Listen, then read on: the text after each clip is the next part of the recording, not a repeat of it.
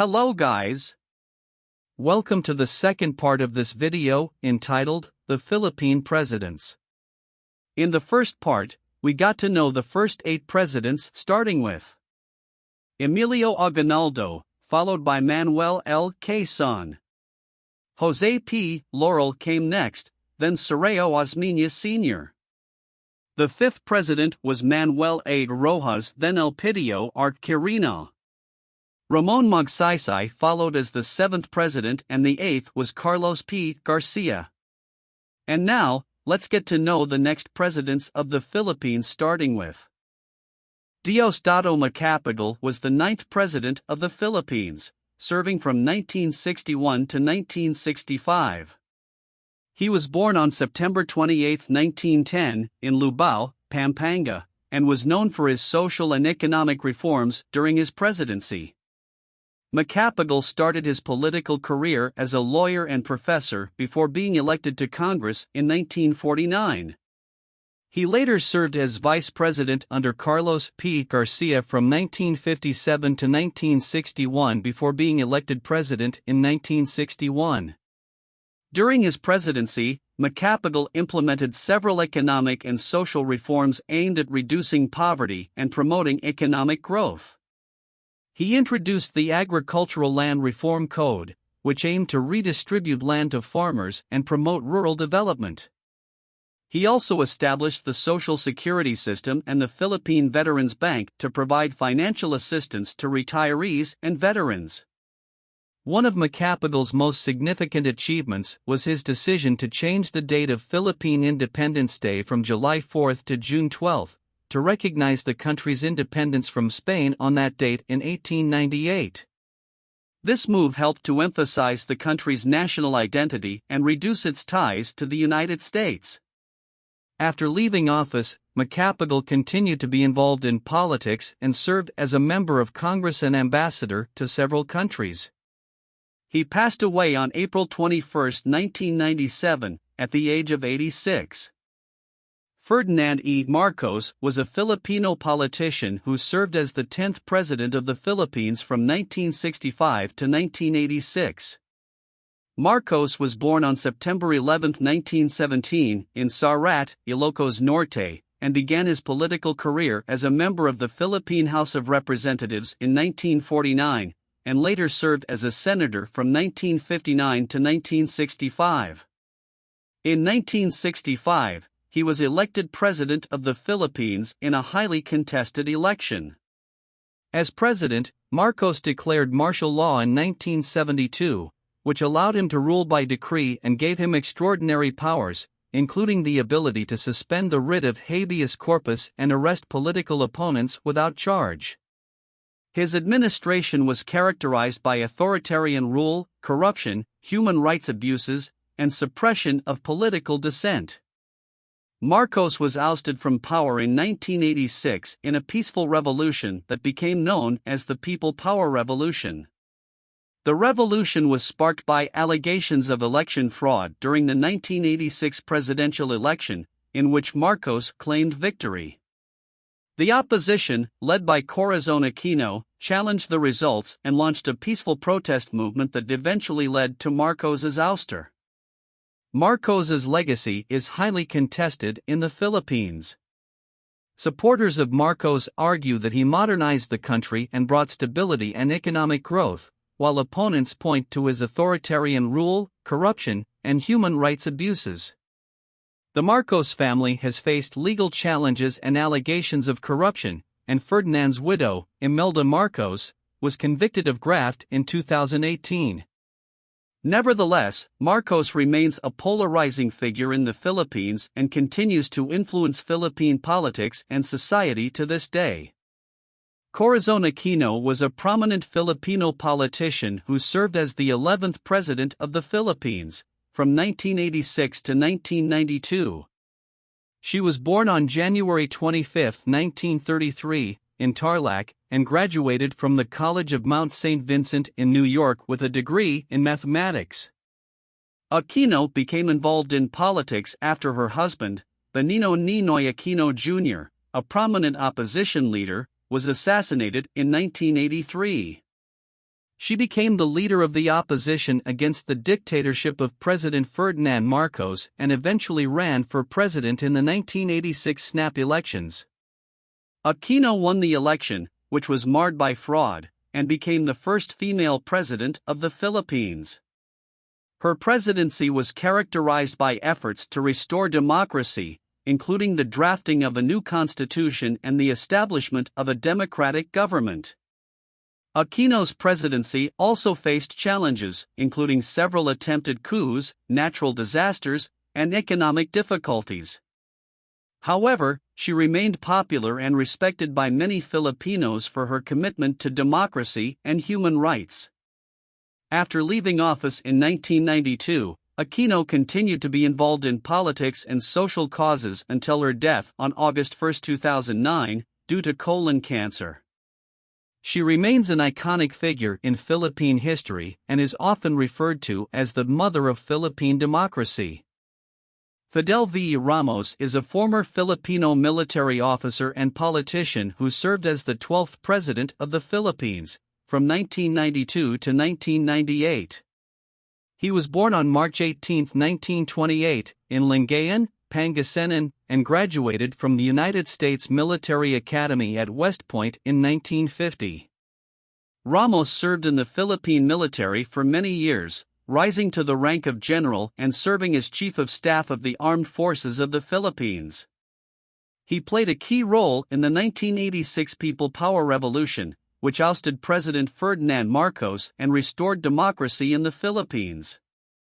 After retiring from the military, Ramos entered politics and served as Secretary of National Defense under President Corazon Aquino. In 1992, he was elected President of the Philippines, winning a landslide victory. As president, Ramos pursued a policy of economic liberalization and privatization, which helped to modernize the Philippine economy and attract foreign investment. He also pursued peace negotiations with various insurgent groups, including the Moro National Liberation Front and the Communist Party of the Philippines. Ramos is widely credited with restoring political stability and confidence in the Philippine government after a tumultuous period in the country's history. After leaving office in 1998, he continued to be involved in politics and social causes, and remains a respected figure in Philippine society. Joseph Ejercito Estrada is a politician and actor who served as the 13th President of the Philippines from 1998 to 2001. He was born on April 19, 1937, in Tondo, Manila, and was raised in the city of San Juan. Before entering politics, Estrada was a successful actor and starred in over 100 movies. He entered politics in the early 1960s and served as mayor of San Juan, senator of the Philippines, and vice president of the Philippines under President Fidel Ramos. Estrada won the presidency in 1998, running on a platform of pro-poor policies and anti-corruption measures. However, his presidency was marked by allegations of corruption and his impeachment in 2000, which led to massive protests and his eventual resignation in 2001. Despite his controversial presidency, Estrada remains a popular figure in the Philippines, particularly among the country's working-class population. Gloria Macapagal Arroyo is a politician who served as the 14th President of the Philippines from 2001 to 2010. She was born on April 5, 1947, in San Juan, Metro Manila, and is the daughter of former Philippine President Diosdado Macapagal. Arroyo began her political career in 1987, serving as a member of the Philippine House of Representatives. She went on to become Senator of the Philippines in 1992 and Vice President of the Philippines in 1998 under President Joseph Estrada. Arroyo became president in 2001 after Estrada was ousted from power amid allegations of corruption. Her presidency was marked by various achievements, including the expansion of the Philippine economy and the implementation of various social welfare programs. However, her presidency was also marked by controversies, including allegations of electoral fraud, human rights abuses, and corruption scandals involving her administration. Arroyo was arrested in 2011 on charges of electoral fraud but was eventually acquitted in 2016. After leaving office, Arroyo became a member of the Philippine House of Representatives, where she served as Speaker of the House from 2018 to 2019. Benigno Simeon Cojuangco Aquino III, commonly known as Noynoy Aquino or Pinoy, was the 15th President of the Philippines, serving from 2010 to 2016. He was born on February 8, 1960, in Manila, and was the son of former President Corazon Aquino and Senator Benigno Aquino Jr. Aquino III was a graduate of Ateneo de Manila University and took up a Bachelor of Arts degree in economics. He also completed his master's degree in economics at the same institution. Before becoming president, Aquino III served as a member of the Philippine House of Representatives from 1998 to 2007 and as a senator from 2007 to 2010. During his presidency, Aquino III focused on fighting corruption and promoting good governance. He launched the Daong Matuwid, Straight Path campaign, which aimed to eradicate corruption in government and promote transparency and accountability.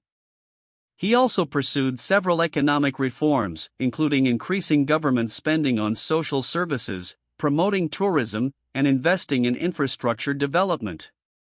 One of Aquino III's most significant achievements was the signing of the Comprehensive Agreement on the Bangsamoro, which aimed to end decades of conflict between the government and Muslim separatist groups in Mindanao. Aquino III passed away on June 24, 2021, at the age of 61, due to renal failure and other underlying health conditions. His legacy as a leader who fought for good governance and transparency in government remains a significant influence in Philippine politics. Rodrigo Roa Duterte is a politician and lawyer who served as the 16th President of the Philippines, from 2016 to 2022. He was born on March 28, 1945, in Maasin, Leyte, Philippines. Duterte began his political career as a mayor of Davao City, a position he held for over 2 decades. During his tenure as mayor, he gained a reputation for being a tough, no-nonsense leader who implemented strict law and order policies, which reportedly reduced crime rates in the city. In 2016, Duterte won the Philippine presidential election by a wide margin, largely due to his tough stance on crime and corruption. As president, he continued to pursue his campaign promises of fighting drugs, criminality, and corruption, which included the controversial war on drugs that received both domestic and international criticism. Duterte's presidency was marked by a series of high-profile controversies, including his war on drugs and extrajudicial killings, his sometimes confrontational relationship with foreign leaders and organizations, and his statements and actions that were seen by many as sexist, misogynistic, and discriminatory. Despite these controversies, Duterte also implemented several significant policies during his presidency, including the Build Infrastructure Program, the Universal Healthcare Act, and the Philippine Identification System. Duterte's term as president ended on June 30, 2022, and he was succeeded by Bongbong Marcos, who won the 2022 presidential election. The 17th and current president of the Philippines is a politician known by the initials PBBM or BBM. Ferdinand Bongbong Romualdez Marcos Jr. was born on September 13, 1957. He was a senator before, from 2010 to 2016. He is the only son of the late Ferdinand Marcos Sr., the 10th president, and Imelda Romualdez Marcos. Marcos was appointed Ilocos Norte's vice-governor in 1980. Later, in 1983, he was elected governor of Ilocos Norte. He served in that capacity until his family was overthrown by the People Power Revolution and fled to Hawaii in exile in February 1986. President Corazon Aquino eventually permitted his family to go back to the Philippines to face numerous allegations when his father passed away in 1989. From 1992 until 1995, Marcos served as a representative for the 2nd Congressional District of Ilocos Norte. In 1998, he was re-elected governor of Ilocos Norte.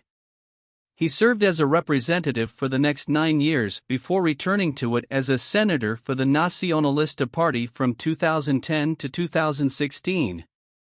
Marcos emerged for vice president in the 2016 presidential election in 2015, but was defeated by then-Representative Leni Robredo of Camarines Sur.